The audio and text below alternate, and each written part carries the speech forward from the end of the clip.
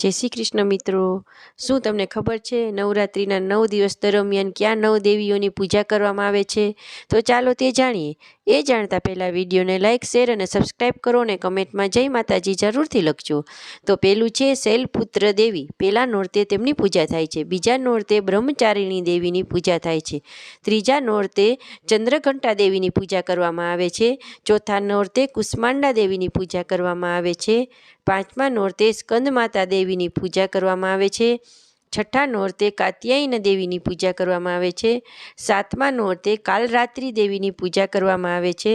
આઠમા નોરતે મહાગૌરી દેવીની પૂજા કરવામાં આવે છે। નવમા નોરતે સિદ્ધિદાત્રી દેવીની પૂજા કરવામાં આવે છે। આ રીતે નવરાત્રિના 9 દિવસ 9 દેવીની પૂજા કરીને આપણા જીવનમાં શક્તિ, ભક્તિ, ધૈર્ય, જ્ઞાન અને મુક્તિ મેળવી શકીએ છીએ। જય શ્રી કૃષ્ણ, જય માતાજી।